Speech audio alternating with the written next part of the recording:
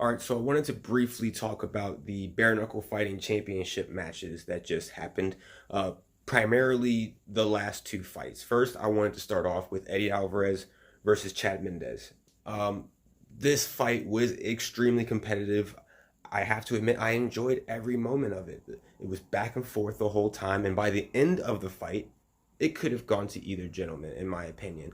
I think, it could have gone Chad Mendes's way, and it did go Eddie Alvarez's way. So whoever ended up winning that fight, I I would have been okay with. I think they both hit each other with some really clean shots. Their boxing looked pretty decent. And I'm gonna be honest, in the past with their boxing in the UFC, they weren't terrible boxers, but I can really tell that they have improved on their hands. And so I was very impressed with both of them. And, I think that was a great fight for Chad Mendes to retire, as a fighter with. I think that was, Chad Mendes put his all out there. He had a great performance. He already had a knockout in the bare knuckle fighting championship fight in the past. you know, Although he couldn't touch gold in the UFC and things of that nature, I think he had some of the best performances, it's especially within his respective division. With his fights with Aldo, especially his second fight with Aldo.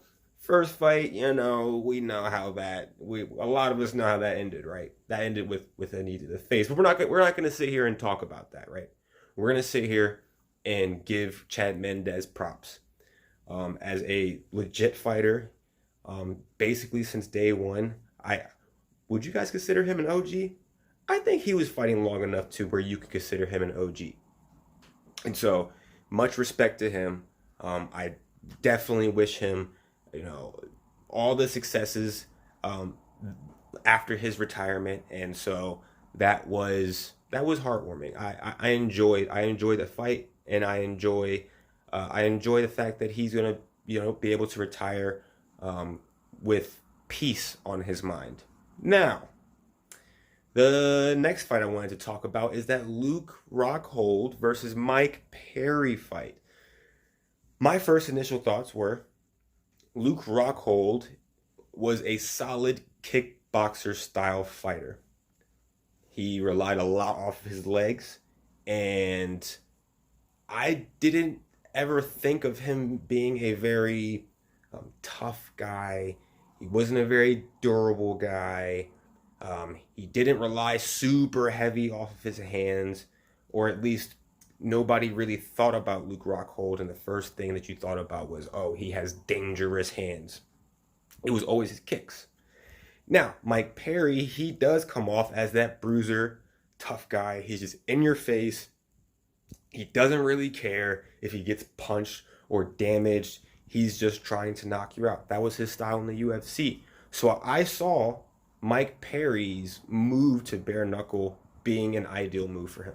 I thought it was a smart move for Mike Perry. Now, Luke Rockhold, not so much. Like I said, I never saw Luke Rockhold as this bruiser, tough guy type.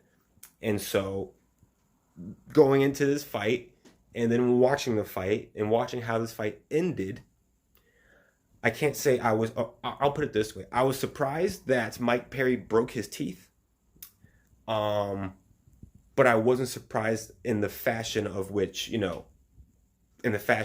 which the fight ended. Good luck, we'll see if Luke Rockhold can continue his modeling career.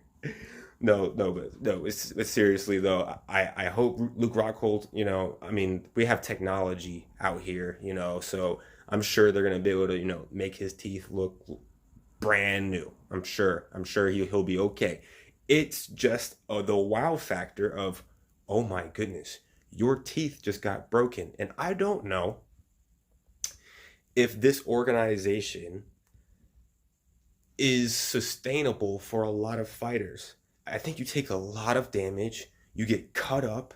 Clearly, there are other injuries that are more likely to happen. Now, I'm sure that there have been teeth have been cracked, in the other combat sports, but this is showing that bare knuckle fighting championship is posing other problems as far as the kind of damage that you can take and the probability of it happening.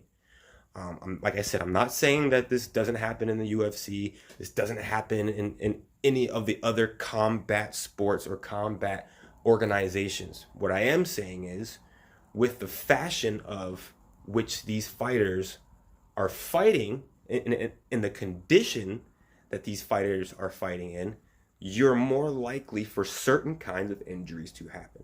And this is one of them, I think. I think breaking your teeth that sounds about right. So my question to you, comment down below, how sustainable do you guys think that this sport is?